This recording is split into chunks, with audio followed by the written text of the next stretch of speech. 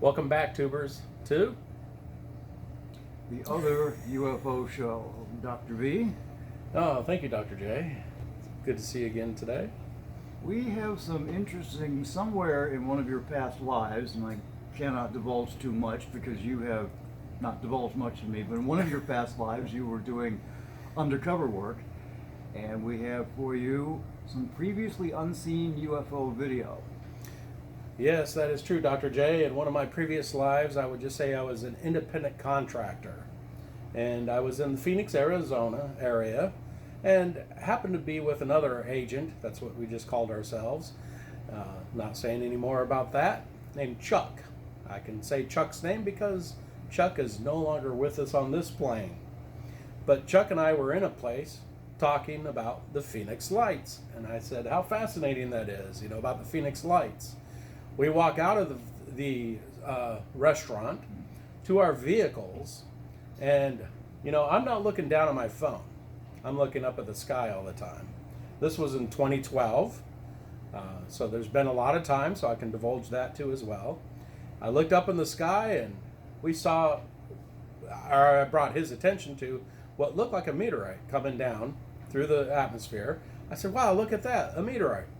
And so I immediately was near my car, grabbed the video camera that I use.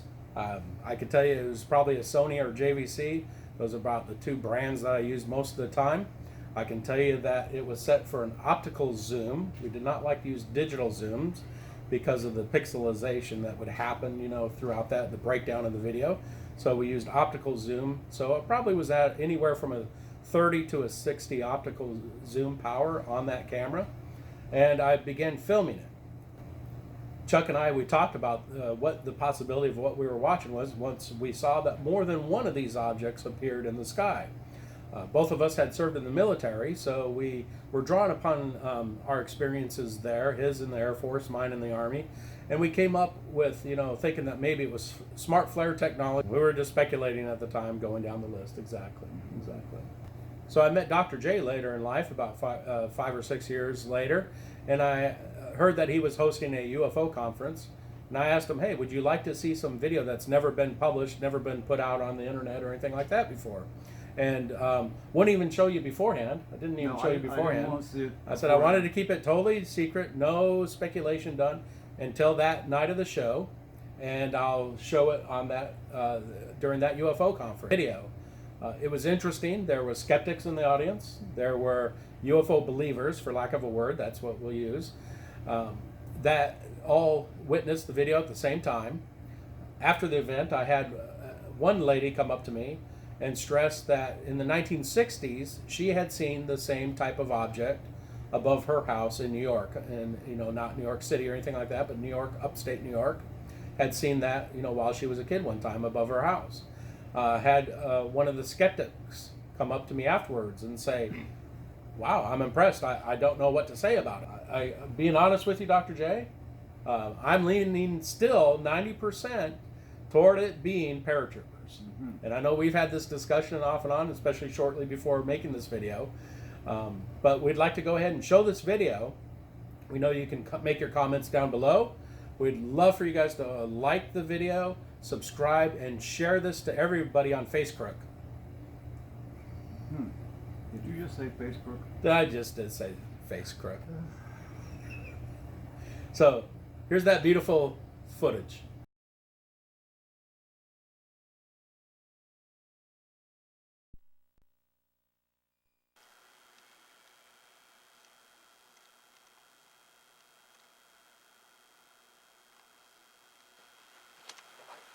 What the hell that is? Can you see it with your... I've got it on the camera.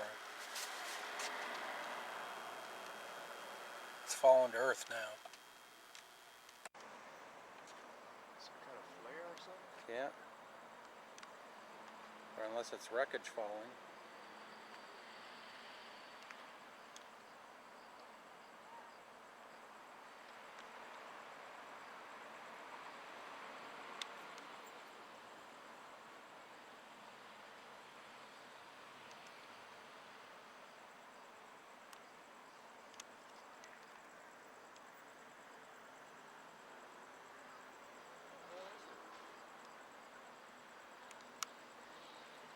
Missile attack?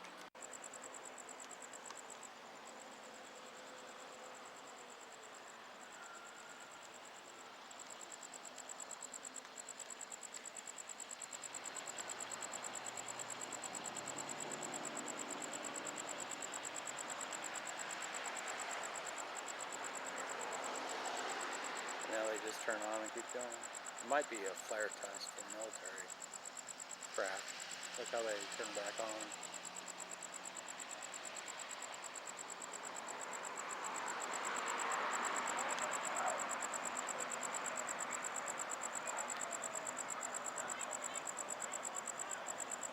Look at it turning. There's more than one, but let's get this one. And they burn out and they light back up again.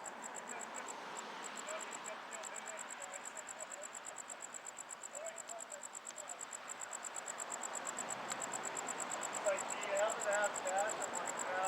You know, so much to run down. You know when it's up, go ahead.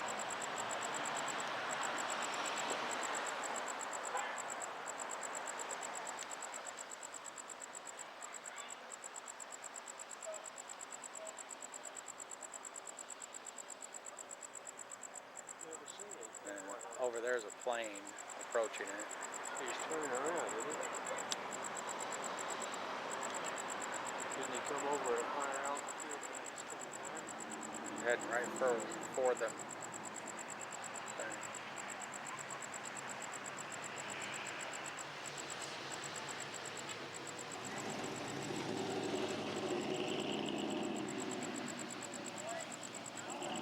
All gone now. Strange lights over Phoenix. Can't imagine what that was. No. Don't touch that dial. Yeah. So a couple of things that I did were basic investigative steps to try to prove to myself that this is paratroopers. So along that line, I did some searches online and came up with the Army Golden Knights doing nighttime jumps with magnesium flares. And there's some similarities, but I have to admit there's some differences in the video as well. Now, if I'm going to be talking about paratroopers or parachutes, I'd have to look and see where are the drop zones. And there is a website for drop zones. And looking at that, plus our location in the Phoenix area, all the drop zones were many, many miles south of us. So it was not an official drop zone. However, especially when the Army Golden Knights are jumping, they can confine their drop zone to a small footprint on the ground, an X literally, put it on the ground that's only a couple of feet wide, and land on that spot. And so, for instance, there's a video, I'll try to put the link here, point of view from somebody right underneath the Army paratroopers. You have some similarities with the same sort of flare thing, but as they fall through the sky, that point of view is right underneath them though, so you get a little bit better illumination of parachutes being involved. The flares do not turn on and off or anything like that and continue downward. So there is that similarities. I've shown you that video too, Dr. J, and do you have any comments about the comparing the two different videos? Well, I'm struck by the fact that we all know that parachutes fall and flares fall, but that's twice now I've seen this video, and I'm not seeing much falling. I'm seeing a lot of hovering. Mm-hmm. And I'm also seeing something coming onto the screen from right to left, Mm-hmm. you know, nice right angle. And it was paratroopers, you know, but again, whatever they're doing, you know, they're doing stunts, maneuver, they're still falling. And these things just came in, 1, 2, 3, and hovered. One of the other things that I made sure in this investigation that I did, and like I said, just a basic investigation to try to prove more to myself that it's paratroopers, is looked at the angle of what the video was, where it was being shot, the angle on the street maps, and looked out to see is there any airport nearby in that direction. No, there was not any airport in that direction. was there, of course, like I said, the drop zones were many miles to the south in more open type country. And why would they be dropping behind a shopping center at 7 o'clock at night? I did a search of the internet trying to look for news about them or anybody else jumping around that time. There was not anybody, at least any news announcements that I could find. Of course, we know that the algorithms that are used in Google, you may or may not come up with something. Just so the times that I have searched, I've come up with nothing like carnival or fair or anything like that. Or a ball game. A ball game. Which is generally what Golden Knights do. They come in either prior to the game or during halftime, and it's all very good. Again, their landing is quite, their area is quite precise. They're very good at that. And like you said, more of a stadium type event, something that's going to attract a lot of people because it's a recruiting act is what they're doing. It's for recruitment purposes. And so even local jumpers, if they were going to be jumping, it would be for some particular reason. And the area is urban, that area. It's not out in the country or anything. It's suburban Phoenix, so we're not directly downtown Phoenix, but it is still housing and shopping centers and things like that. However, in the process of being fair, there is a large field out in that direction that would have been across from this small shopping center. Now, when I say shopping center, this whole thing was under development at that time in 2012, and it was only a few shops. There was not any big shopping mall or anything that would really draw people. It's all under development. I went through the tax assessor for Maricopa County for that particular area, and you can go year by year with their county and see their aerial photographs of that particular area, and it still is not developed. It's still just this open field that's kind of paved, not paved, but cut down to the gravel, or just because nothing grows in Arizona, probably because that reason. Just kind of big sandy open field type environment, and it's been that way since 2012. So they haven't developed any major shops or anything there in that particular area. So it wasn't like a grand opening or introduction. Hey, we're going to have this big shopping mall here, or anything like that. Where are the searchlights? Where are the fireworks? Yeah, my recollection in 2012, there was nothing going on there. Well, there are a couple of things from that video that jump out at me. Okay. Again, coming in the screen from right to left, nice and straight, good right angle, right to left, hovering. And then the airplane comes by. You see the blinking taillights on the airplane. And at that point, they started, I guess they turned on the cloaking device or something. They were gone. That's an interesting point, Dr. J. And that I forgot to bring up about parachutes as well. If you were going to have people jumping out of an airplane in that particular area, you would have to have flight restrictions in the area. And toward the end of the video, you'll notice, and I videotaped it as well, coming onto the screen from the right to the left, you have the blinking lights of an airplane that's coming in, flying right toward where these lights were. And ironically, as it goes in, there was one light that was still up in the sky. You'll notice it disappears, goes off, no more lights. And that was the end of the show. That's how it was mysterious as we walk out and we see it starting to happen. Videotape it through for a couple of minutes, and that's it. That one light goes out and they never reappear again.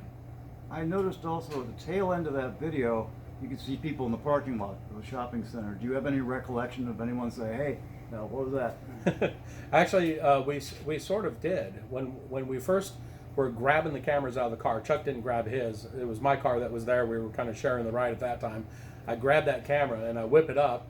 A person had walked by us and stopped and saw us videotaping up in the sky, looking up in the sky. So he stopped and he looked up in the sky and he was like, "Oh, wow," and sort of brushed it off like, "Well, it is Phoenix," and just kept walking after that. So we were busy doing that. There are people that were walking out, coming in and out of places, but they were not looking up in the skies like our tagline is. You got to start looking up at the skies in order to see something in the skies. If I recollect, as we were talking, that other voice might actually be on the tape too, where I kind of started doing my speculation and summarization of smart flare technology that is in development.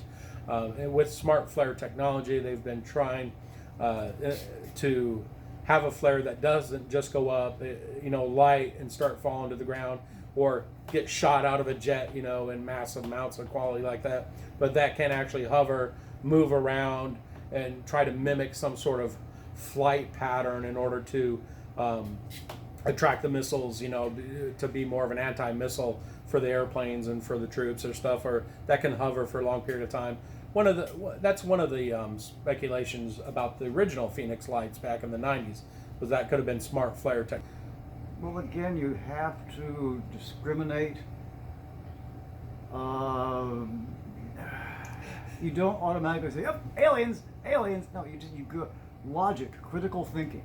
You make a list of what things you can rule out, which I'm ruling out: parachutes, meteors, the Goodyear blimp, the planet Venus, a flock of birds. Mercury. You pretty much eliminate all of that. So what does that leave? It leaves it unidentified, not necessarily. If they're aliens, then it's another example. The kid's got the keys to the car. They can cross these vast intergalactic distances and then crash in the desert. Hope they have airbags. Just some little things that, like what we were talking about with critical thinking. You can apply critical thinking up to a certain point, and then you start going, after that. You can apply Occam's razor, which is essentially KISS, keep it simple, stupid. Yeah. Again, you're down to the process of elimination. I could use Occam's razor to argue for some of the stuff being alien, extraterrestrial in nature. The simplest explanation once you rule out everything else. These are definitely not plasma balls. It's not plasma balls. They're not meteorites. Ball lightning is an extremely rare phenomenon. Yeah, it's not just ball like lightning. swamp gas. Yeah, this is not swamp gas because it was in Arizona. Still sticking with paratroopers, sorry.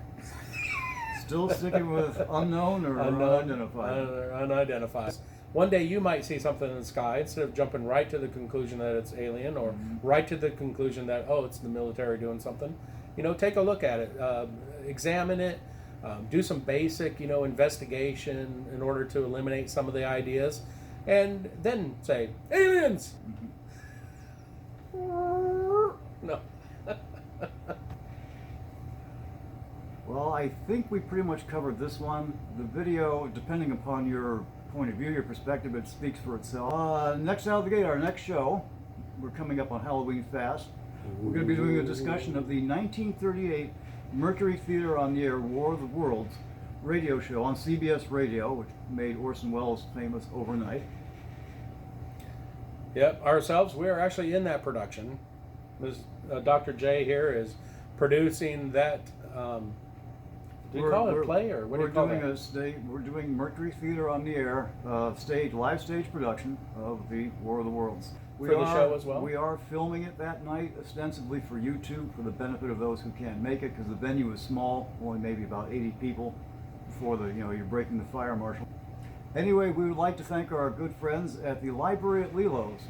Lilo's Bar and Street Food at 701 Lake Avenue in beautiful downtown Lake Worth Beach for letting us use their beautiful library here. We want to thank them for that. They're not sponsoring this video, in case there's some legalities of YouTube that I am not following, because I'm new at this, you're new at this as well. And I was speaking with the owner before we started taping. I said, there's a real possibility that as a result of the UFO thing, you could be monitored 24/7 by, Homeland Security, National Security Agency from now until... This place is going to be hopping with federal agents. Or as we like to say, the alphabet gang. Yeah, Men in Black. Oh, the Men in Black. But hey, it pulls in business. Who cares? They got to buy drinks too. That's true. Just look for the guys drinking milk. Those are the guys you want to be careful of. When you're inside of a bar and you think you're being followed, look for the guys drinking milk in black suits. Yeah, and playing with the stir sticks. They're fascinated by stir sticks. Or the little umbrellas. Oh yeah. They'll have milk with a little umbrella in yeah. their drink.